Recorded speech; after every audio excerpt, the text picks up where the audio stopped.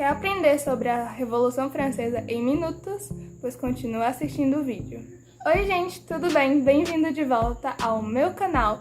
E pro vídeo de hoje eu trouxe um vídeo de história sobre a Revolução Francesa. Eu decidi trazer esse vídeo de primeiro vídeo de história para o canal porque eu acredito que ele foi um divisor de águas, segundo os historiadores.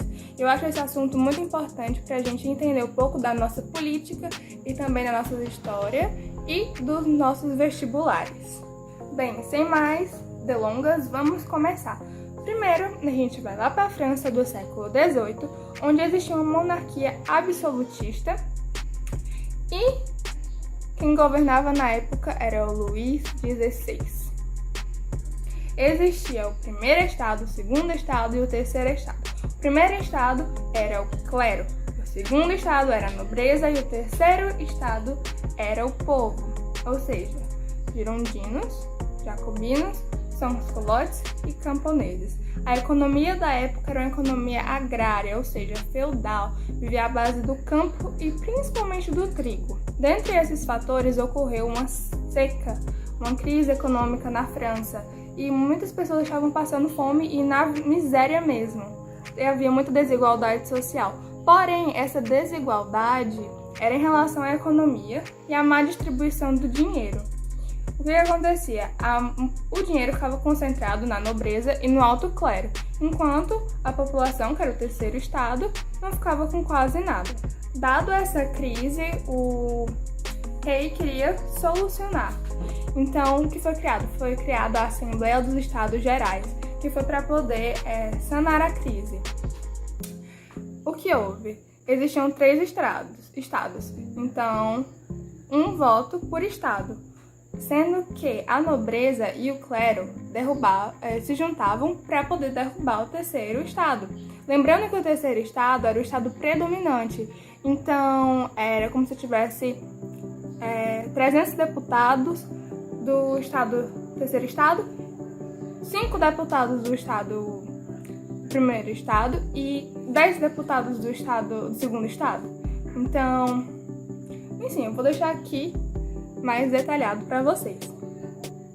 Ok, mas o que foi que aconteceu? Qual foi a solução para sanar a crise?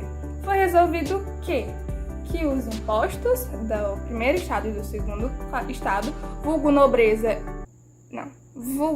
clero e nobreza, se isentariam os impostos, não pagariam, mas em compensação o terceiro estado, que já era estado de miséria, os camponeses e todas as pessoas que passavam nessa cidade, os impostos iam ser aumentados. O terceiro estado vai ficar calado? Não vai ficar calado. Porque ele vai criar o quê? A Assembleia Nacional Constituinte, formada pelo terceiro estado, que decidiram ir para a queda da Bastilha. A Bastilha era nada mais nada menos os opositores do rei, os opositores da coroa. Então todos aqueles que eram considerados traidores e opositores estavam lá.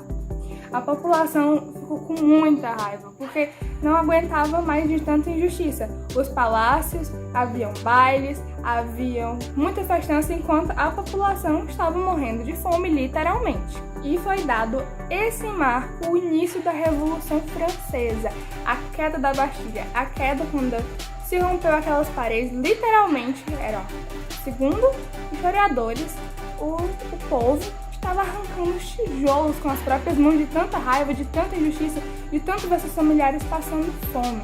Então isso foi realmente muito marcante, mas o pior ainda vem. O rei e a rainha foram destronados, como de ter traído a França, como se tivessem traído a França. Essa revolução se deu com ideais iluministas, que defendiam liberdade, igualdade e fraternidade. O rei ficou preso na masmorra, mas ele tentou fugir para os impérios, as monarquias que ainda eram absolutistas, mas não deu certo, ele foi reconhecido. E os jacobinos, que já eu vou falar sobre ele, fizeram a morte do rei. O rei e sua rainha foram mortos na guilhotina. E já eu vou mencionar sobre isso também. Já que o rei e a rainha estavam mortos, foi feita a Convenção Nacional para saber o futuro da França. Agora prestem bastante atenção nessa parte. Existiam os girondinos, que era o povo, as pessoas que sentavam à direita do parlamento. Existiam os jacobinos, que sentavam à esquerda do parlamento. E existiam também a planície, que ficavam no meio, que meio que ficavam em cima do muro. Os jacobinos, que eram à esquerda, eram mais radicais, e os girondinos eram os mais moderados. O líder dos jacobinos era Robespierre, ele que inventou a famosa, entre aspas, guilhotina, que matava as pessoas cortando suas cabeças. Então, a partir daí foi colocada a ditadura jacobina, que durou de 1792 a 1795, que foi considerado o período do terror. Ele considerava que toda pessoa que era contra a revolução era traidora da França, era traidora da liberdade. Então, ele colocava a guilhotina. Existe a guilhotina por vários territórios da França. Então, quem considerava opositor, tchau cabeça. Eles eram bastante radicais.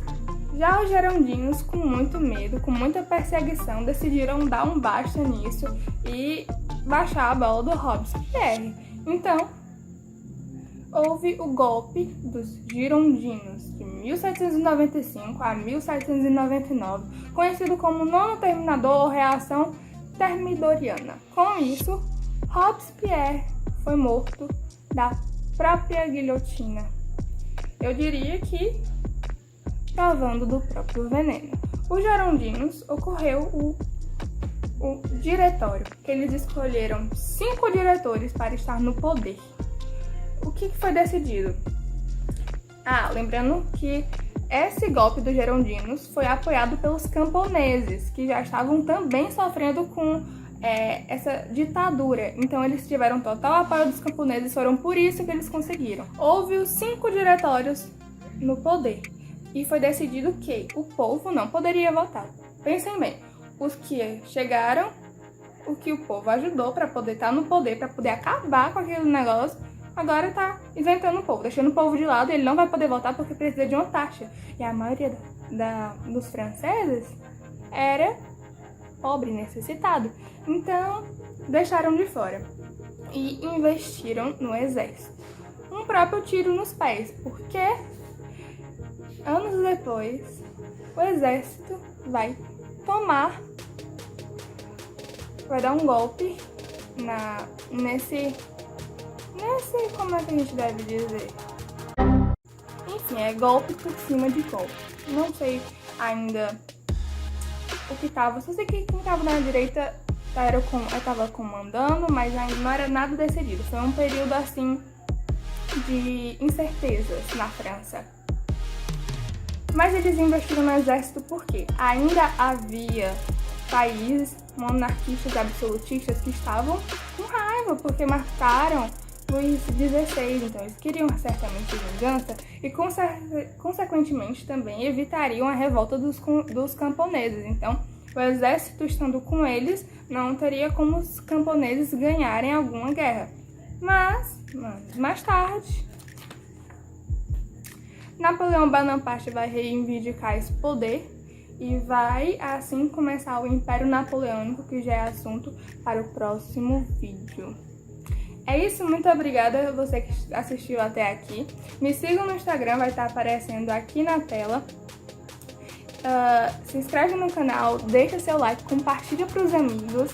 Eu espero muito que vocês tenham gostado e tenham aprendido um pouco sobre esse resumo da Revolução Francesa. Espero que tenha sido claro. Vou tentar melhorar mais da próxima vez, então fica comigo, acompanha aí, que a gente só tem a evoluir juntos. E é isso, muito obrigada. Feliz prova, se você vai fazer prova. Ótimo conhecimento para você também. E é isso, muito obrigada, fiquem com Deus e até a próxima. Tchau!